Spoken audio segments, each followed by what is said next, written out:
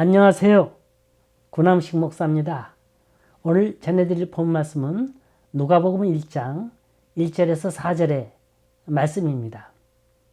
우리 중에 이루어진 사실에 대하여 처음부터 목격자와 말씀의 일꾼된 자들이 전하여준 그대로 내력을 저술하려고 붓을 든 사람이 많은지라 그 모든 일을 근원부터 자세히 미루어 살피는 나도 데오빌로 각하에게 차례대로 써보내는 것이 좋은 줄 알았노니 이는 각하가 알고 있는 바를 더 확실하게 하려 함이로라.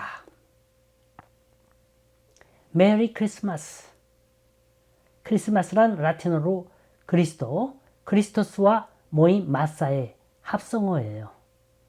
그리스도의 모임, 즉 그리스도의 탄생을 기념하는 모임이 바로 크리스마스입니다. 예수님이 오심을 기념하며 기쁘게 예배드리는 날을 칭하여 메리 크리스마스라 그럽니다. 그렇다면 인류 최초의 크리스마스 잔치에 초대한 사람이 있어요. 그 사람이 누굴까요? 여기 주님을 소개하는 한 사람이 있습니다. 이 사람이 누군가 한번 알아맞혀 보세요. 이 사람은 이 시대 사람이 아니라 예수님 시대에 살았던 사람이에요. 그는 주님에 대해서 정말로 알기를 원했을 뿐만 아니라 그 주님을 사람들에게 바로 보여주기를 원했습니다. 그렇다고 이 사람은 유대인 정토파도 아니고 이방인도 아니에요. 안디옥 출신입니다.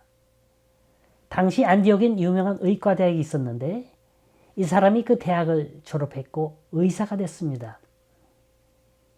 당시엔 똑똑한 노예들을 선택해서 의학 공부를 시켰기 때문에 이 사람도 노예였으리라 추측합니다. 이 사람이 바로 이곳 안디옥에서 예수를 믿게 되었고 노예 생활로부터 해방을 받았어요. 그는 이곳에서 바울과 실라를 만났고 이들 밑에서 착실하게 신앙생활을 했습니다. 자, 과연 이 사람이 누굴까요? 이 사람이 오늘의 누가복음을 기록한 저자 누가입니다. 누가는 이 책의 시작부터 예수님의 탄생에 관한 소식으로 시작해서 십자가의 죽음, 부활에 이르기까지 예수님의 일대기를 너무나도 상세하게 잘 설명해 주고 있습니다. 그렇다고 누가는 예수님을 친히 배웠거나 목격한 사람은 아니에요. 그는 예수님의 제자들과 증인들을 통해서 믿게 된 제2세대의 사람입니다. 세컨 제너레이션이에요.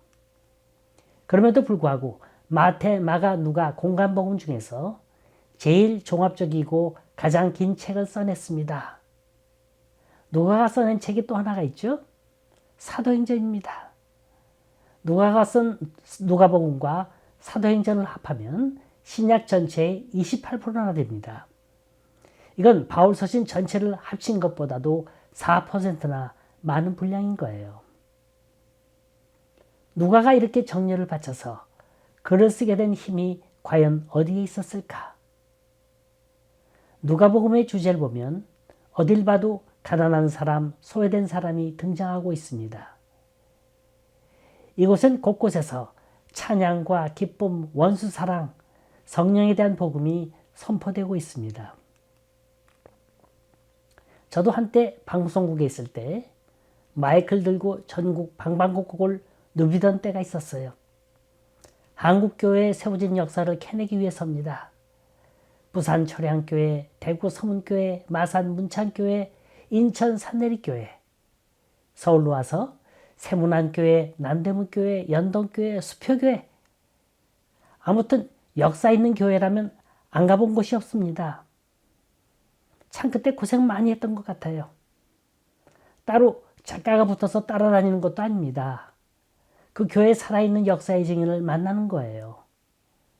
그리고 그 교회에 남아있는 기록을 찾는 겁니다. 이걸 실록으로 구성해서 한국의 교회라는 다큐멘터리 드라마를 만드는 겁니다. 이게 장장 30분짜리 프로예요. 일주일에 한 번씩 주일이면 어김없이 방송되는 프로입니다. 이 때문에 잠을 설치고 집에 못 들어간 날이 하루 이틀이 아니었어요. 그렇게 피곤하고 그렇게도 힘들었는데 무려 150여 교회를 순회를 했습니다. 제가 생각해봐도 그건 제가 한 게 아니었어요. 그때마다 그렇다. 이게 얼마나 좋은 기회인지 모른다. 한반도에 복음이 들어와서 어떻게 전파되었나 모든 사람에게 알려주자. 저는 이게 힘이 되어서 피곤한 줄 몰랐어요. 무려 3년여 동안을 정신없이 돌아다녔습니다. 전 누가가 이 긴 복음서를 쓰게 된 배경과 동기를 조금이나마 알 수 있을 것 같아요. 그에겐 끊임없는 물음이 있었습니다. 도대체 예수란 분은 어떤 분이었는가? 그분은 이 땅에서 어떻게 사셨는가? 또 그분이 당했다는 고난과 십자가는 무엇이고 부활은 어떤 것인가? 예수님에 대해서 궁금한 게 너무나도 많았어요. 그래서 예수에 대해서 연구하기 시작했습니다. 그는 노예였지만 대단한 학자였어요. 이 사람이 바로 사도 바울이 나의 사랑하는 의사 누가라고 불렀던 그 누가입니다. 오늘 본문 말씀 1절 보세요. 그는 이 글을 쓰기 위해서 얼마나 많은 예수의 목격자들을 찾아다녔는지 모릅니다. 더 나아가서 3절에 보면 그 모든 일을 근원부터 자세히 미루어 살폈다고 했습니다. 이 말은 역사적 고증도 보고 구약의 율법도 들춰보고 주님이 가셨던 그 발자취를 일일이 추적해 보면서 아주 많은 자료를 살폈다는 거예요. 그리고 이 정확한 기록을 누군가에게 알려주고 싶었습니다. 그 첫 번째 인물이 데오빌로라는 사람입니다. 여기 보면 데오빌로에게 각하란 칭호를 쓰고 있죠. 이거로 봐. 그는 로마의 높은 신분을 가진 사람일 겁니다. 하기야 노예 입장으로 보면 백부장도 각하라고 불릴 수 있습니다. 그의 신분이 어쨌든 간에 데오빌로와 누가와의 관계는 예사스러운 관계는 아님에 틀림이 없어요. 어떤 분들은 그가 옛날 누가의 주인이었을 것이다 추측을 합니다. 그가 바로 누가를 노예에서 해방시키고 자유의 몸이 되게 해주었다고 합니다.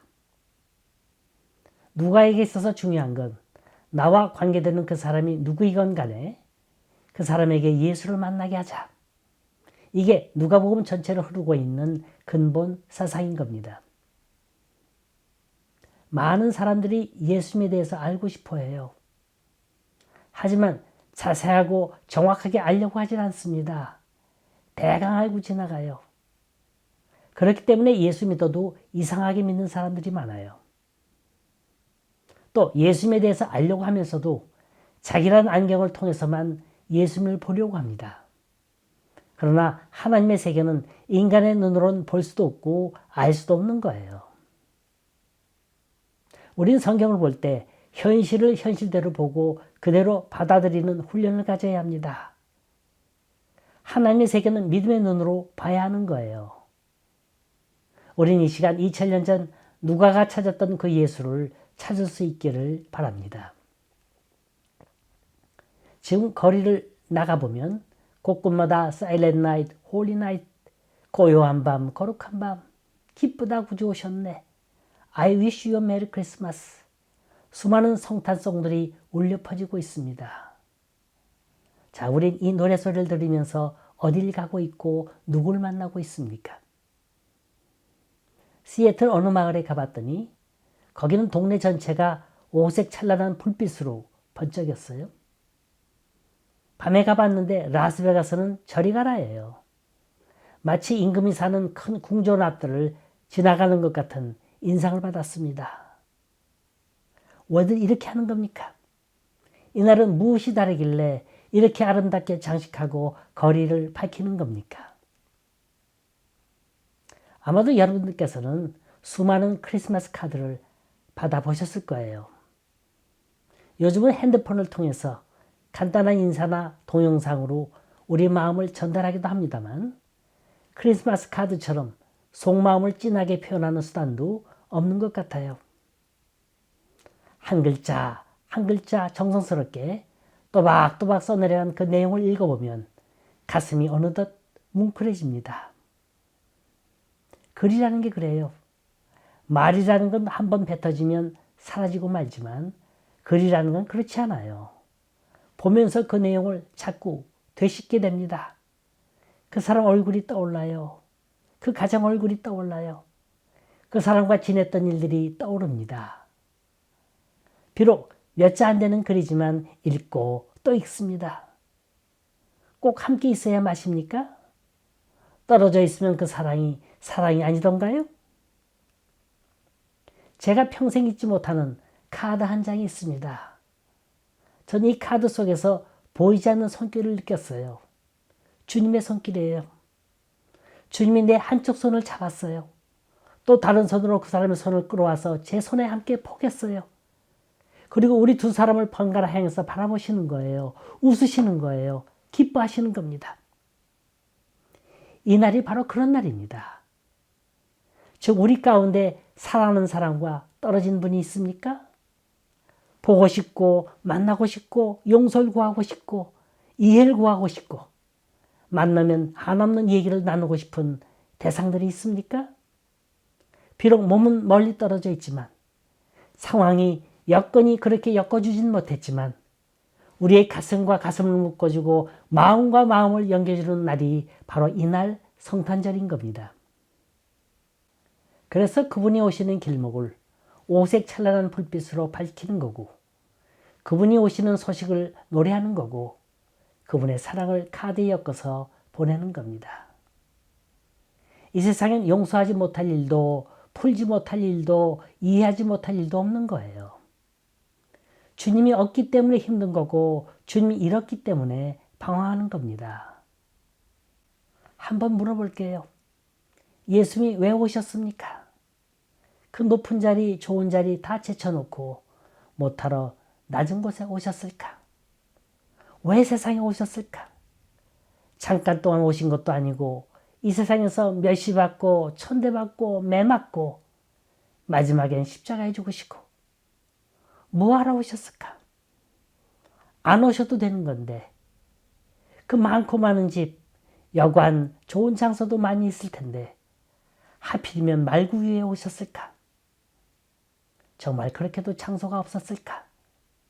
아무리 생각해도 이해가 안 갑니다. 우리말에 고진감래란 말이 있습니다. 고통이 지나면 반드시 후에 좋은 일이 온다는 거예요. 그런데 예수님은 그렇지 않아요. 고진감래가 아니라 고진고래예요. 고통이 지나고 나니까 더 큰 고통이 찾아왔습니다. 말구 위에 태어난 것까진 그렇다고 쳐요. 사는 거라도 제대로 살아야 할 것 아닙니까? 가난한 목수의 아들로 태어나 제대로 교육도 못 받았고 나중엔 억울한 누명까지 씌워서 십자가에 가야 하는 참으로 기막힌 인생입니다. 그래서 예수님의 생애를 지켜본 많은 사람들이 도대체 못하러 와서 저 고생일까? 안 오면 되는 건데. 이미 구약의 예언자들이 예수님이 왜 오셨는가를 밝혀주긴 했습니다만 예수님 자신이 나는 이래서 왔다. 나는 이 일 때문에 왔다. 나는 이 일 하러 왔다는 대답이 중요한 거거든요. 그 이유를 주님께서 누가복음 19장 10절에서 말씀하셨습니다. 인자의 온 것은 잃어버린 자를 찾아 구원하려 함이니라. 그게 예수님이 오신 목적이에요. 등산하다 실족해서 벼랑에 떨어진 사람이 있었어요. 나무가지에 걸려 다행히 그 나무가지를 붙잡았습니다. 같이 간 일행들이 셀폰으로 연락을 하고 긴급조처를 해서 헬리콥터로 구조대원이 찾아왔지요. 바위에 자의를 받고 밧줄을 늘어뜨렸어요. 구조대원이 내려와서 그 사람 허리에 밧줄을 감고 그리고 또 다른 밧줄을 내려뜨리고는 빨리 잡으라고. 이 사람이 지금 해야 할 일은 아주 간단합니다. 한 손으로 밧줄을 잡고 나무가지 잡았던 손을 놓는 거예요. 그리고 그 밧줄 타고 올라가면 되는 겁니다.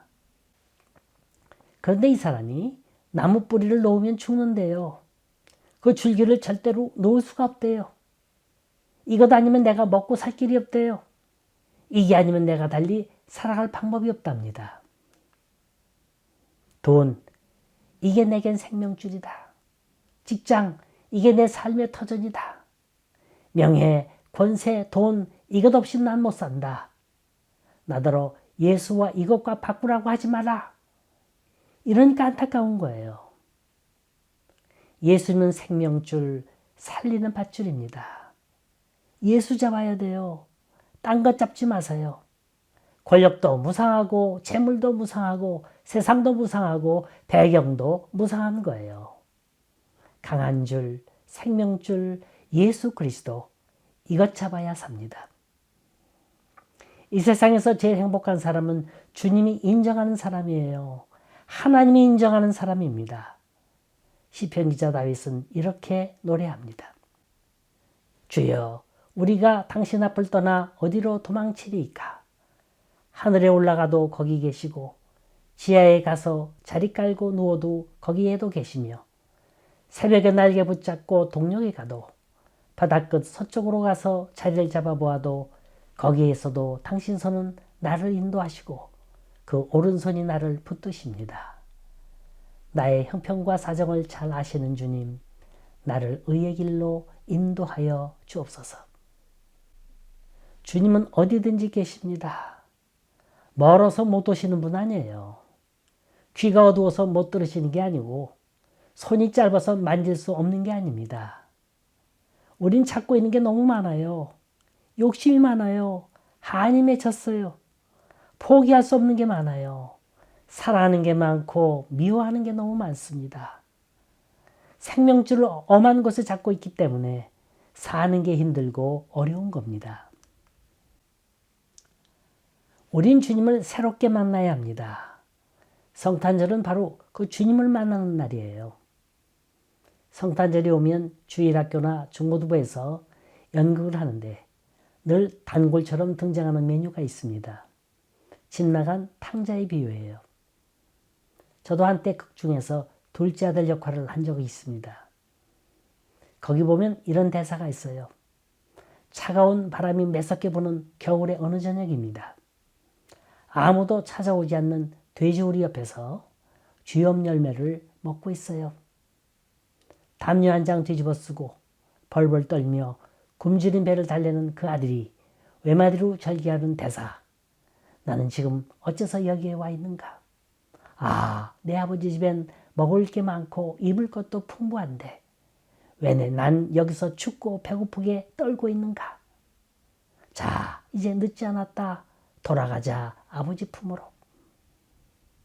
전 이 대사를 읊으면서 감정이 북받쳐서 나도 모르게 울고 만 적이 있습니다. 우린 지금 못 먹어서 배고픈 게 아니에요. 못 입어서 추운 게 아닙니다. 예수 없이 사는 인생, 예수 잊고 사는 인생, 예수 버리고 사는 인생. 이게 외로움을 느끼는 거고 추위를 느끼는 거고 고독을 느끼는 겁니다. 우리 이 좋은 계절에 한번 자신을 살펴보시기 바랍니다. 여기 누가가 고백하고 있는 것처럼 지난 한 해 동안 날 지켜주시고 날 사용해 주시고 날 통해서 역사하신 주님, 그분의 능력을 근원부터 살펴본다면 외로움도 고독도 아픔도 추위도 다 사라지게 될 줄 믿으시기 바랍니다. 정호성 씨가 쓴 글 가운데 이런 글이 있습니다. 제목은 텅 빈 손이에요.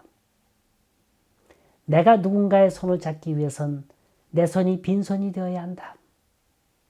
내 손에 너무 많은 것을 올려놓거나 너무 많은 것을 움켜쥐지 말아야 한다.